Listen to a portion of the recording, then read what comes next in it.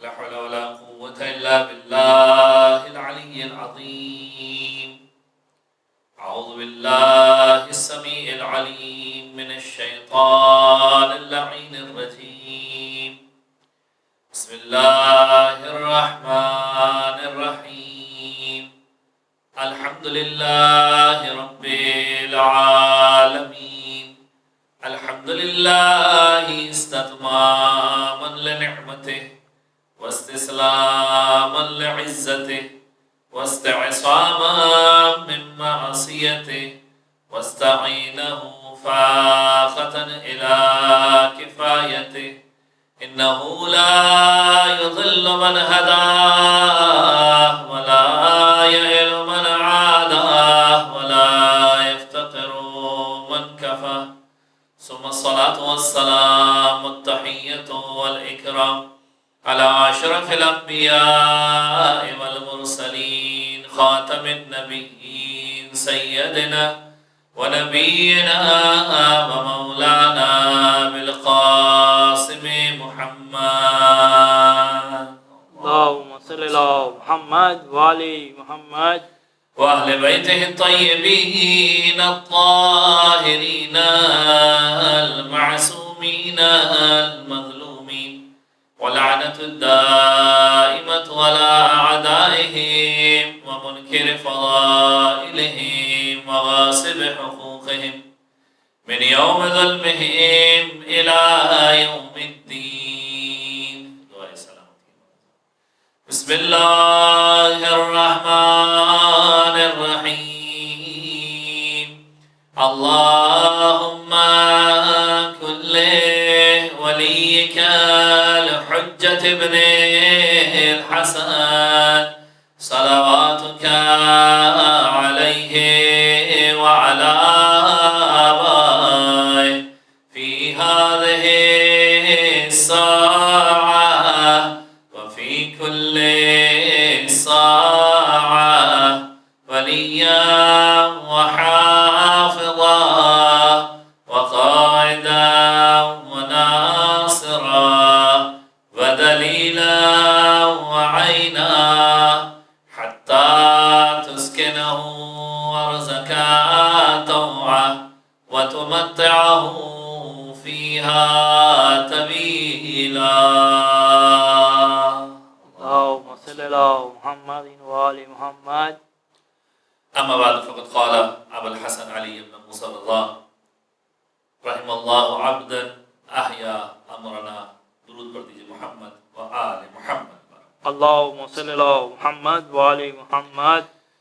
عزیزان گرامی، سب سے پہلے تو اس ولادت کے پرمسرت موقع پر آپ تمام مومنین کو ولادت شاہ خراسان کی مبارکباد پیش کرتا ہوں، اور زمانے کے امام کے حضور میں بھی ہدیہ تبلیغ پیش کرتے ہیں ان کے جد کی ولادت کے موقع پر، اور اپنی گفتگو کو امام علی ابن موسیٰ رضا علیہ السلام کے اس قول سے آگے بڑھاتے ہیں کہ جس میں امام علیہ السلام ایک کمال کا جملہ ارشاد فرماتے ہیں جسے میں نے سنگامہ کلام کے طور پر پیش کیا.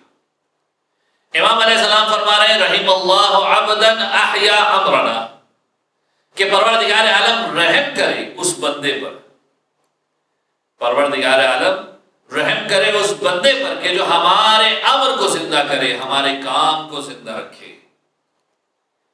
یعنی امام علیہ السلام در حقیقت دعا مانگ رہے ہیں. کیا دعا مانگ رہے ہیں؟ کہ خدا جو بھی ہمارے کام کو زندہ رکھ رہا ہے اس کے اوپر تو رحم فرمانا. اور جب امام کسی کے لیے رحم کی دعا کر رہے ہیں تو مطلب کیا ہوگا؟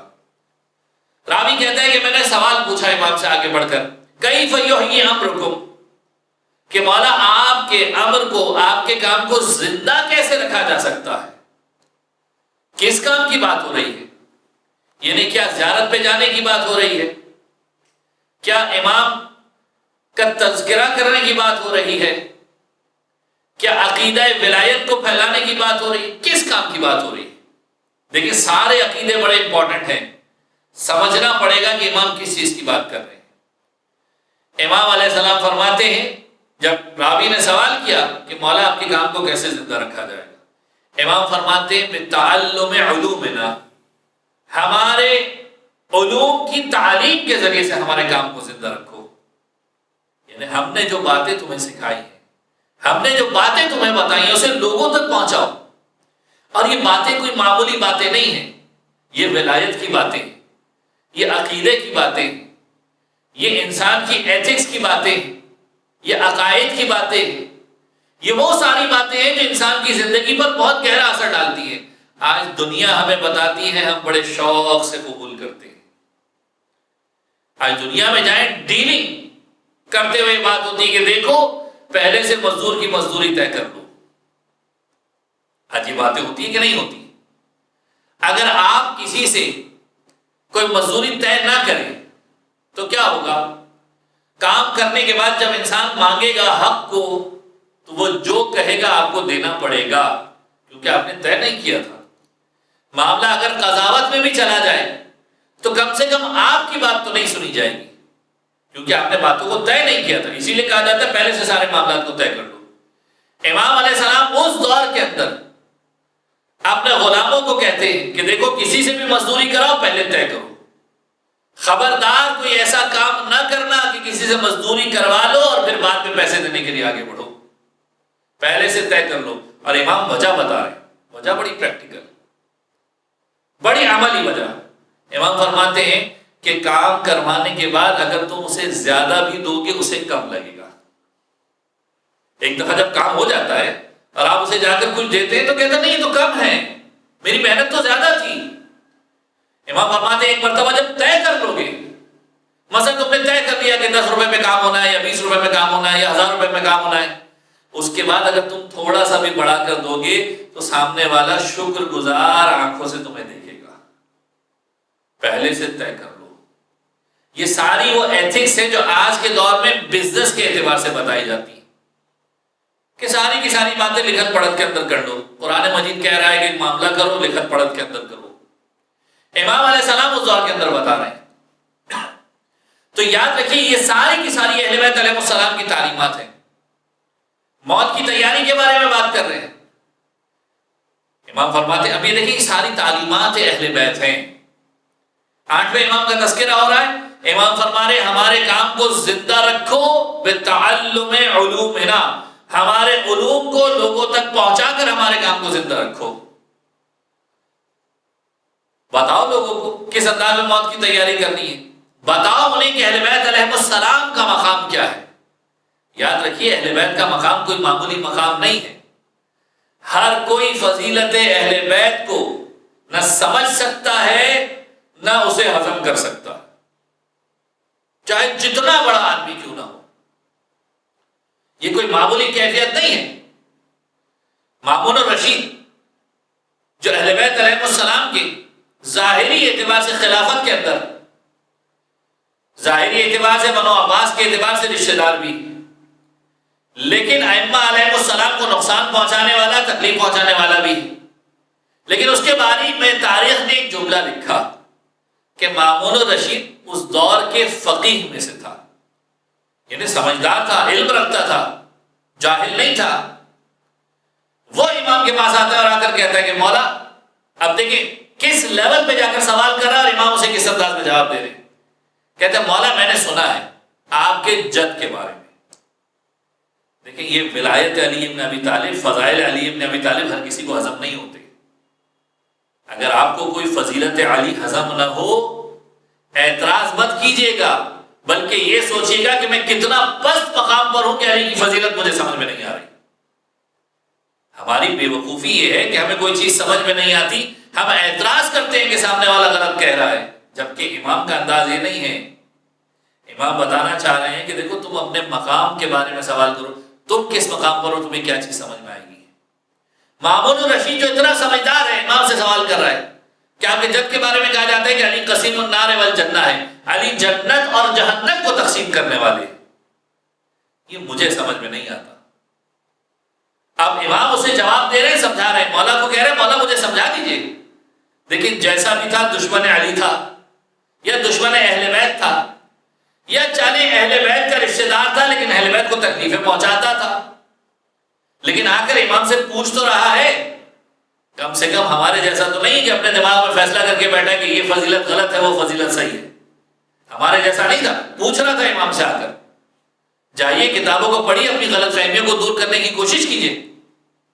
امام علیہ السلام سے پوچھا مولا یہ فضیلت مجھے سمجھ میں نہیں آ رہی. امام فرماتے ہیں کہ بڑا آسان ہے، کوئی مسئلہ ہی نہیں. علی قسیم النار والجنہ سے مراد کیا ہے؟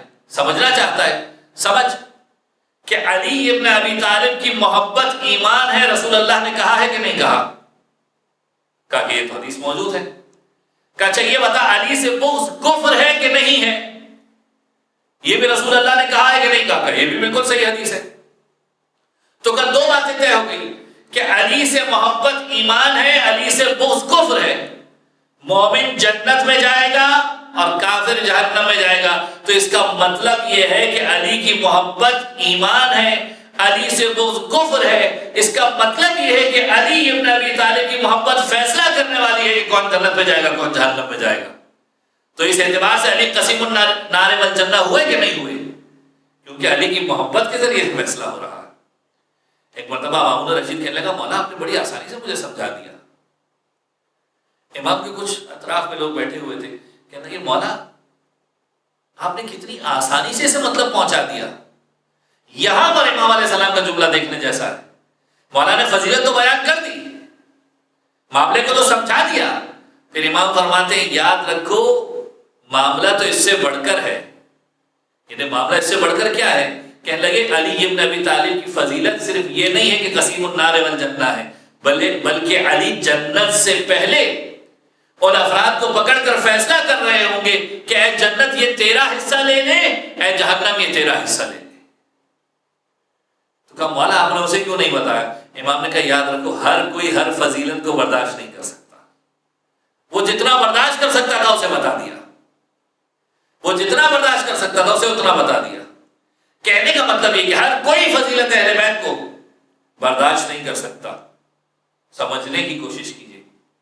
ائمہ علیہ السلام کی تعلیمات کو اگر اٹھا کر دیکھیں تو ائمہ علیہ السلام نے ولایت علی ابن ابی طالب کو پہنچایا، گھر گھر پہنچایا، سمجھایا، سکھایا. جب امام کہہ رہے ہیں کہ خدا رحم کرے اس پر کہ جو ہمارے علوم کو زندہ رکھے، تو مطلب کیا ہے؟ مطلب یہ ہے کہ جو اہل بیت علیہ السلام کی تعلیم کو پہنچا رہا ہے پروردگار عالم اس کے اوپر رحم کرے. ہر موقع کے اعتبار سے امام بات کریں. امام ایک مقام پر پہنچے، ایک شخص قریب المرگ تھا، موت واقع ہونے والی تھی. دیکھیں کیا امپورٹنٹ ترین چیزیں ہیں. یہ چیزیں انسان کے عقیدے کو مضبوط کیا کرتی ہیں. جب ہم کہتے ہیں نا کہ قبر کے اندر مولا کائنات کی زیارت نصیب ہوگی، جب ہم کہتے ہیں نا کہ مرتے وقت مولا کائنات کی زیارت نصیب ہوگی، یہ جملے ایسے نہیں ہیں. امام علیہ السلام وہاں پہنچے، وہاں پہنچ کر لوگ بیٹھے ہوئے تھے. امام نے کہا جانتے ہو موت دو قسم کی ہوتی ہے، ایک بڑی تکلیف والی ہوتی ہے، بڑی اذیت کے ساتھ آتی ہے، برداشت نہیں ہوتا انسان سے. اور دوسری موت کی وہ کیفیت ہے کہ جو بڑی راحت کے ساتھ آتی ہے، سکون کے ساتھ، کسی قسم کی کوئی تکلیف نہیں ہوتی، کسی قسم کی کوئی پریشانی نہیں ہوتی. کہا مولا ہمیں کیسے پتہ چلے گا کہ کون سی موت کیسی ہے؟ امام فرماتے تم راحت والی موت کی تیاری کرو، تمہیں کیا ضرورت ہے تکلیف والی موت کی بات کرنے کی؟ تم راحت والی آسانی والی موت کی بات کرو. کس انداز میں؟ امام فرماتے ہیں ولایت پر اپنے ایمان کو تازہ کر لو، توحید کے اوپر اپنے ایمان کو تازہ کر لو، رسالت کے اوپر اپنے ایمان کو تازہ کر لو. ولایت علی ابن ابی طالب، ولایت ائمہ اہل بیت پر اپنے ایمان کو تازہ کر لو. جب تم تازہ کر لو گے پھر موت بڑی راحت کے ساتھ آئے گی. جب تم مرنے سے پہلے آپ جا کر دیکھیے فقہ کی کتابوں کے اندر یہ جملے لکھے ہوئے ہیں کہ کس انداز میں انسان کو مرتے وقت اس کے عقائد کی یاد دہانی کرائی جائے، اس کے عقائد کی یاد دہانی کرائی جائے، توحید کے بارے میں بتایا جائے، ائمہ کے بارے میں بتایا جائے. یہ ساری باتیں میں اپنی طرف سے نہیں کر رہا، روایت کی موجودگی کے اعتبار سے بات کر رہا ہوں. توضیح المسائل جا کر دیکھیے، اسے اس مقام پر جا کر لے جایا جائے کہ جہاں پر وہ نماز پڑھتا تھا، اس کے کانوں میں کلمہ شہادتین پڑھے جائیں، ائمہ علیہ السلام کے نام پڑھے جائیں. کیوں؟ مرتے دم جب تم ولایت ائمہ اہل بیت کی گواہی دو گے، تازہ کرو گے، موت بڑی آسانی سے آئے گی۔ امام فرما رہے ہیں ایک آسانی والی موت ہے، یہ آسانی والی موت ہے۔ پھر امام فرماتے ہیں کہ دیکھو جو تمہارے اطراف میں فرشتے آئے ہوئے ہیں، مرتے وقت انسان کو بہت ساری چیزیں نظر آ رہی ہوتی، کیا تمہارے اطراف میں فرشتے آئے انہیں کہہ دو کہ بیٹھ جائیں؟ وہ کہنے لگا مولا آپ کو کیسے پتا کہ فرشتے کھڑے ہیں؟ کہا پروردگار عالم نے ہمارا احترام اتنا رکھا ہے کہ اگر فرشتے آسمان سے زمین پر آتے ہیں، جب تک ہم انہیں اجازت نہیں دیتے وہ بیٹھتے نہیں، انہیں کہہ دو کہ بیٹھ جائیں۔ یہ مقام ہے ائمہ علیہ السلام کا۔ ائمہ کی تعلیمات کو اگر انسان صحیح معنوں میں سمجھ لے، پیغام ائمہ کو سمجھ لے، یاد رکھیے امام اگر کسی کو کچھ بھی تھوڑا بہت دے رہے ہیں اسے معمولی نہ سمجھے۔ ہم جاتے ہیں امام کی بارگاہ میں دعا کرتے ہیں، کم ملتا ہے تو یہ سوچتے ہیں امام ہم تو مانگنے بہت آئے تھے، آپ نے تھوڑا سا دے دیا۔ امام جانتے ہیں تمہاری ضرورت کیا ہے، امام جانتے ہیں کہ تمہیں کیا چاہیے۔ امام کی باتوں کو سمجھو، ایک مرتبہ امام کی باتوں کو سمجھنا شروع کرو گے، سیکھنا شروع کرو گے، تمہیں سمجھ میں آئے گا کہ اس سے اچھی بات ہو ہی نہیں سکتی۔ وہ جو حدیث میں نے ابتدا میں پیش کی کہ امام فرما رہے ہیں خدا رحم کر اس پر کہ جو ہمارے عمل کو زندہ کرے، جو ہمارے کام کو زندہ کرے۔ کیسے کام کو زندہ کرے؟ بتعلم علومنا، ہمارے علوم کی تعلیم دے کے۔ پھر امام فرماتے ہیں لو علم محاسن کلامنا، اگر یہ شخص جان لے کہ ہمارے کلام کے اندر کتنی اچھائیاں ہیں تو وہ ہمارے کلام کو چھوڑ کر کہیں جائے گا نہیں، ہماری باتوں پر ہی عمل کرے گا۔ انسان اس کلام کو پڑھے، امام علیہ السلام کی باتوں کو سنے، سیکھے، دیکھے۔ واقعا اگر انسان صحیح معنوں اہل بیت علیہ السلام کی تعلیمات کو لینا شروع کر دے، شاعری پڑھنے کا شوق ہے، ائمہ کے اشعار کو جا کر پڑھیے۔ ائمہ علیہ السلام نے جس انداز میں اشعار کے ذریعے تعلیم دی اسے جا کر پڑھیے۔ ائمہ کے القابات کو سمجھیے۔ آج جس امام کی ولادت کی شب ہے اس امام کا لقب مشہور لقب ہے رضا۔ اب یاد رکھیے بہت سارے مقامات ایسے کہ جہاں پر غلط فہمیاں جنم لیتی ہیں۔ تاریخ لکھنے والوں نے بھی ایک غلط فہمی کو پھیلایا اور اس غلط فہمی کے بارے میں تاریخ نے ہی روایت کو نقل کیا کہ جب نویں امام کے دور میں امام سے پوچھا گیا کہ آپ کے بابا کو رضا اس وجہ سے کہا جاتا تھا کہ مامون نے وہ لقب دیا تھا۔ اب ہمارا مسئلہ یہ ہے کہ ہم غیروں کے منہ سے اپنی اچھی باتیں سنتے ہیں تو ہم اس کے اوپر فدا ہو جاتے ہیں، لٹنے کو تیار ہو جاتے ہیں۔ آج اگر کوئی اہل بیت علیہ السلام کی فضیلت کے اندر دو اچھی باتیں کہہ دیتا ہے تو ہم کہتے ہیں کیا زبردست آدمی ہے۔ دیکھیں کمال یہ نہیں ہے کہ اہل بیت علیہ السلام کے فضائل کو انسان تسلیم کرے، ان کے فضائل تو ایسے ہیں کہ اندھا بھی تسلیم کرے گا، ہر کوئی شخص تسلیم کرے گا۔ کمال یہ ہے کہ جنہوں نے اہل بیت کے ساتھ برائی کی انہیں برا کہو۔ محبت کا تقاضا خوشی میں ساتھ کھڑے رہنے کا نہیں ہوتا، مشکل وقت میں جو ساتھ کھڑا ہوگا وہ محب کہلائے گا۔ اہل بیت کی خوشی میں سب آ گئے خوشی منانے کے لیے، بہت اچھی بات ہے، لیکن اہل بیت کے غم میں غم منانے کے لیے کتنے لوگ آئے، اور جنہوں نے وہ نقصان پہنچایا، وہ مصیبت پہنچائی، انہیں برا بھلا کہنے والے کتنے لوگ تھے۔ یہ حق و باطل کی باتیں کرنے والے یہاں پر آ کر سب سے پہلے اہل بیت کے لیے حق و باطل کی باتیں کریں۔ آج دنیا کے اندر کسی کونے کے اندر اگر کوئی سیاہ فام انسان کے ساتھ ظلم ہو جاتا ہے، پوری دنیا شور مچاتی ہے۔ اہل بیت علیہ السلام کے ساتھ اتنا ظلم ہوا، انسان اس کے بارے میں بات کرتے ہوئے جھجکتا ہے۔ تو ہمیں کوئی غیر باتیں کرتا ہے تو ہمیں بڑی اچھی لگتی ہیں۔ مسئلہ سارا یہ ہے، یاد رکھیے ائمہ علیہ السلام کے بارے میں عقیدوں کو اپنوں سے ہی لیجیے۔ غیر جب اس عقیدے کو دے گا تو ملاوٹ کر کے دے گا، چار ان لوگوں کو بھی اچھا بنا کر پیش کرے گا جو اچھے نہیں تھے۔ نویں امام کے دور پر آ کر کہا مولا آپ کے بابا کو یہ لقب رضا مامون نے دیا، اگر دیکھیں لقب سے ہی غرض ہوتی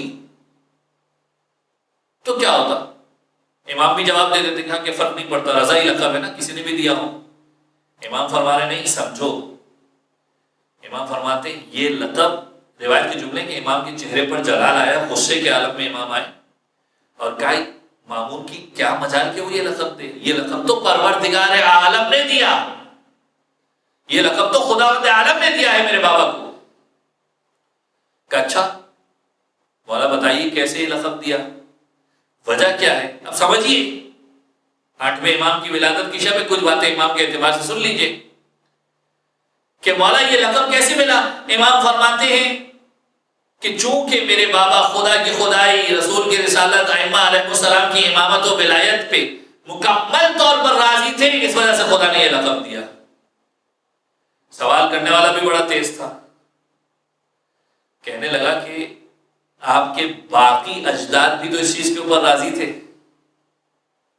یعنی 7ویں امام بھی راضی تھے، 6ٹھے امام بھی راضی تھے، 5ویں امام بھی راضی تھے، 4تھے امام بھی راضی تھے، تو ان کا لقب کیوں رضا نہیں پڑا؟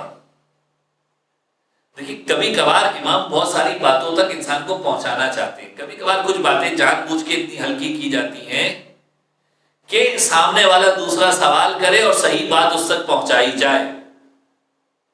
امام اگر پہلے مرحلے پر یہ جواب دے دیتے تو شاید اتنا لطف نہ آتا. کہہ رہا مولا باقی سب بھی تو راضی تھے خدا کی خدائی پر، رسول کی رسالت کے اوپر، ائمہ کی امامت و ولایت کے اوپر.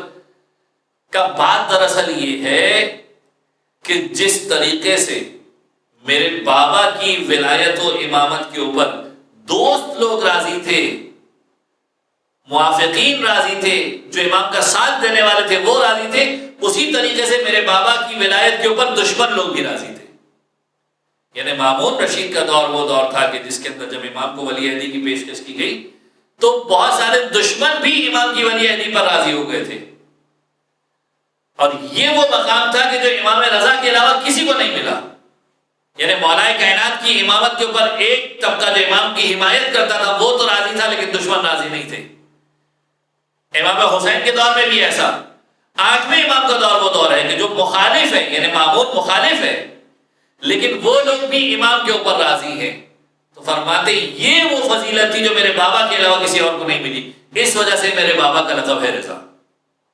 دوست بھی راضی ہو گئے، دشمن بھی راضی ہو گئے. دشمن بھی میرے بابا کی حمایت کے اوپر راضی ہو گئے. یہ بات میرے بابا کے علاوہ کسی اور کو میسر نہیں، اس وجہ سے میرے بابا کا یہ لقب پڑا. 8ویں امام کا دور وہ دور ہے. دیکھیں امام کے بارے میں بات ہو رہی ہے، تھوڑی اور بات سنتے جائیے. امام کا دور وہ دور ہے کہ 6ٹھے امام اپنے دور میں، 6ٹھے امام اس دنیا سے رخصت ہوتے ہیں 148 ہجری کے اندر، 153 کے اندر 8ویں امام اس دنیا میں آتے ہیں، تقریباً 5-5.5 برس کا عرصہ. 6ٹھے امام جب 7ویں امام کے چہرے کی طرف دیکھتے تھے تو 7ویں امام کے چہرے کی طرف دیکھ کر کہتے تھے کہ میرا یہ فرزند بڑا فقیہ ہے، بڑا شجاع ہے، بڑا حلم و بردباری والا ہے، لیکن اس کی ایک صفت مجھے بہت اچھی لگتی ہے. لوگ کہتے تھے مولا آپ کیا صفت اچھی لگتی ہے؟ 6ٹھے امام فرماتے تھے کہ اس کی نسل سے پروردگار ایک ایسا فرزند عطا فرمائے گا جو عالم آل محمد کہلائے گا. اب سوال یہ پیدا ہوتا ہے 6ٹھے امام کا دور خود وہ دور ہے کہ جس میں علم اس انداز میں پھیلا جو کسی اور دور کے اندر نہیں پھیلا. اور امام فرما رہے عالم آل محمد آنے والا ہے. 8ویں امام کی طرف اشارہ ہے اور فرماتے جب تم اس کے زمانے کو دیکھو تو اس سے حسد مت کرنا، اس کی اطاعت کرنا، اس سے جلن مت رکھنا، اس کی اطاعت کرنا. 8ویں امام کا دور اس اعتبار سے امپورٹنٹ کہ چونکہ 5ویں اور 6ٹھے امام کے دور میں علوم آل محمد کو پھیلانے کا ایک وقت ملا. جب علوم پھیلا پھر اس کے بعد ایک تنگی کا زمانہ آیا. 7ویں امام نے قید کے اندر وقت گزارا. 8ویں امام کا دور وہ دور ہے کہ جب ہارون اس دنیا سے رخصت ہوتا، جب ہارون اس دنیا سے رخصت ہوتا ہے تو اب کچھ عرصے کے لیے جو جنگ مل رہی کہ جس پہ مامون امین کے ساتھ لڑ رہا ہے، یہ وہ عرصہ ہے کہ جس کے اندر امام علیہ السلام علمی اعتبار سے کام کر رہے ہیں. اور یہ وہ عرصہ ہے کہ جس کی وجہ سے امام اس عرصے کی طرف نشاندہی کر رہے ہیں. عالم آل محمد. 8ویں امام کا دیکھیں طب امام رضا، صحیفۃ الرضا، مسند الرضا، یہ ساری کی ساری وہ کتابیں، حدیث الرضا، یہ وہ کتابیں جو امام اپنے ہاتھ سے تحریر فرما رہے ہیں. یعنی 8ویں امام کے دور میں سے صحیفہ بھی مل رہا، طب کے بارے میں بھی باتیں مل رہی، شاعری کی باتیں بھی مل رہی. 8ویں امام کا دور اگر آپ اٹھا کر دیکھیں کس انداز کا علمی دور ہے، کیا کیا باتیں امام نے بڑی آسانی کے ساتھ ماموم تک پہنچا دی، اپنے صحابیوں کے ذریعے باتیں کی. کبھی عبد المطلب کے اشعار کو پیش کرتے ہیں، یعنی رسول اللہ کے جد بزرگوار کے اشعار کو 8ویں امام نقل فرما رہے ہیں. علم کی کیفیت دیکھیے اور سمجھیے کتنا بلند مقام ہوگا. کیا اشعار فرماتے ہیں؟ ریان بن سرد بحر الانوار کی روایت ہے، ریان بن سرد کہتا ہے کہ میں نے 8ویں امام کی خدمت میں بیٹھا ہوا تھا کہ امام نے اپنے جد کے اشعار سنائے. اور جد کس کے اشعار؟ عبد المطلب، رسول اللہ کے دادا کے. اور اشعار کا ترجمہ اگر آپ دیکھیں امام کے اشعار حدیث سے کم نہیں، حدیث ہے امام کی. امام فرماتے ہیں وہی بات جو آج کل کے دور میں ہم کرتے ہیں. معاشرہ خراب ہوتا ہے، لوگوں کے اندر برائی آتی تو ہم کہتے ہیں زمانہ ایسا ہو چکا ہے، اگر ہم نہیں کریں گے تو پیچھے رہ جائیں گے. کوئی چوری کر رہا ہوتا ہے تو کہتے ہیں مولانا سب تو چوری کر رہے ہیں، ہم چوری نہیں کریں گے تو کام کیسے چلے گا. یہ ساری کی ساری باتیں ہم کر رہے ہوتے ہیں. امام کے جملے سنیے. امام فرماتے ہیں کہ یعیب الناس کلہم زمانا، انسان زمانے کو عیب دے رہا ہوتا ہے، زمانے پر الزام لگا رہا ہوتا ہے، جبکہ زمانے میں عیب نہیں ہوتا. ہم خود زمانے کے لیے ایک عیب بن کے اس کے دامن میں لگ گئے ہوتے ہیں. زمانے میں عیب نہیں ہے، ہم زمانے کو کہہ رہے ہیں کہ معاشرہ ہی ایسا ہے، وقت ہی ایسا ہے کہ ایسا کام ہونا ہے. زمانے میں عیب نہیں ہے، ہم عیب بن گئے ہیں اس زمانے کے لیے. پھر فرماتے ہیں نعیب و زماننا والعیب فینا، ہم زمانے کو عیب دے رہے ہیں جبکہ عیب تو ہم میں. اگر زمانے کو خدا نے زبان دی ہوتی تو وہ بتاتا کہ تم نے کتنی برائیاں کی ہیں، تم کتنے عیب دار. کہنے کا مطلب یہ کہ ہم میں سے ہر کوئی بلیم زمانے پہ دے رہا ہے، اپنی غلطیوں کو بھی ہم دوسرے کے اوپر ڈال رہے ہیں، جبکہ سدھر سکتے، معاملہ بہتر ہو سکتا ہے. یہ اشعار ہیں عبد المطلب کے. اب ذرا سوچیے رسول اللہ کی ذریت کتنی پاک و پاکیزہ تھی، اس دور کے اندر عبد المطلب یہ باتیں کر رہے ہیں. پھر امام فرماتے ہیں کہ غور کرو تو ایک بھیڑیا دوسرے بھیڑیے کا گوشت نہیں کھاتا، لیکن ہم کیسے انسان ہیں کہ ایک انسان دوسرے انسان کو کھانے پر تلا ہوا ہے. جانوروں کے بھی کچھ دستور ہوتے ہیں. بھیڑیا کے جو وحشی جانور ہے دوسرے بھیڑیے کا گوشت نہیں کھائے گا، وہ شکار کرے گا، کسی دوسرے جانور کا شکار کرے گا. یہ انسان بڑا عجیب انسان ہے، دوسرے انسان کو کھانے پر تلا ہوا ہے، دوسرے انسان کو نقصان پہنچانے پر تلا ہوا ہے. پھر فرماتے ہیں ہم نے لوگوں کو دھوکہ دینے کے لیے ایک صاف ستھری کھال پہنی ہوئی ہے، لیکن اگر کوئی مسافر ایسا آ جاتا ہے جو ہمیں پہچانتا نہیں ہے تو ہم اسے وہ نقصان پہنچاتے ہیں کہ اس کا برا حال کر دیتے ہیں. کیا واقعی یہ ساری معاشرے کی عکاسی نہیں ہے؟ کیا سوسائٹی میں یہی باتیں نہیں ہو رہی؟ لباس اپنے بڑا صاف ستھرا پہنا ہے، وائٹ کالر پہن کر نقصان پہنچا رہے ہیں سب کو. مومن کی مدد کا بات آتی ہے، کیا کر رہے ہیں، کس مقام پر کھڑے ہیں. اس کے بعد امام علیہ السلام نے کچھ اشعار ابراہیم بن عباس کو سنائے، اور اس کے اندر امام علیہ السلام نے ہماری زندگی کے کچھ خاص پہلو کی طرف اشارہ کیا. بس یہ اشعار کے ذریعے سے میں گفتگو کو تمام کروں گا. بڑے امپورٹنٹ اشعار ہیں، یہ بھی ہمارے معاشرے کی عکاسی کرتے ہیں، یہ بھی ہمارے زمانے کی بات کو بتاتے ہیں. امام فرماتے ہیں اکثر اوقات انسان کے ساتھ کیا ہوتا ہے. اب یہ میری بات امام کے اشعار کو سنانے سے پہلے آپ کی خدمت پیش کروں. اکثر اوقات ایسا ہوتا ہے کہ اگر ہم تھوڑا سا خوشحال زندگی گزارتے ہیں، خدا نے تھوڑی مال و دولت دے دیا ہوتا ہے تو ہم بڑے چوڑے ہو جاتے ہیں، اکڑ کے چلنا شروع کر دیتے ہیں، غرور و تکبر آ جاتا ہے. امام فرماتے ہیں کہ اگر تم خوشحال زندگی بسر کر رہے ہو تو اس پر اترانے کی کوشش مت کرنا، غرور کرنے کی کوشش مت کرنا، بلکہ خدا سے یہ دعا کرنا کہ خدا تمہاری خوشحالی کو سلامت رکھے اور بلندی تک پہنچائے، کمال تک پہنچائے. یعنی کمال یہ نہیں ہے کہ 4 لوگوں کے سامنے فخر کرنا شروع کر دو، 4 لوگوں کے سامنے تکبر کرنا شروع کر دو. کمال یہ ہے کہ تم خدا کا شکر ادا کرو اور کہ پروردگار اسے اور بلندی اور کمال تک پہنچا دے. پھر اس کے بعد امام فرماتے ہیں ہمارا یہ حال ہے کہ دولت مندی کا لباس پہن لیتے ہیں تو غرور و تکبر کے ساتھ چلنا شروع کر دیتے ہیں. دیکھیں امام کا ایک ایک جملہ کمال کا ہے. امام فرماتے ہیں دولت مندی کا لباس پہن لیتے ہیں، یعنی تم دولت مند نہیں ہوئے، لباس پہنا ہے تم نے صرف دولت مندی کا، اور اس پہ اتنا غرور و تکبر. ہمارا حال یہ کہ دولت مندی کا لباس پہنتے ہیں تو غرور و تکبر کے ساتھ چلنا شروع کر دیتے ہیں. پھر اس کے بعد امام فرماتے ہیں، اب امام اپنی بات کر رہے ہیں، امام کیا فرما رہے ہیں؟ امام فرماتے ہیں کہ جب میں کسی دولت مند کو غرور و تکبر کے ساتھ دیکھتا ہوں، یہ امام کے ہر چاہنے والے کے لیے ہدیہ ہے، جب کسی دولت مند کو غرور و تکبر کے ساتھ دیکھتا ہوں تو اس کے مقابلے میں خدا پر بھروسہ کر کے تکبر کا اظہار کرتا ہوں. یعنی مراد کیا ہے کہ تمہارے سامنے آ کر اپنے آپ کو غرور و تکبر کے ساتھ پیش کرے تو خدا پر بھروسہ کرنا کہ اے خدا تو سب سے بڑھ کر ہے، اس کے سامنے جھکنے کی ضرورت نہیں ہے، سینہ چوڑا کر کے بات کرنا. پھر امام فرماتے ہیں انسان کی کیفیت یہ ہے کہ غریبوں کے سامنے غرور و تکبر کا اظہار کرتا ہے، اور جو اس کے سامنے تکبر سے بات کرتا ہے اس کے سامنے جھک کر چل رہا ہوتا ہے.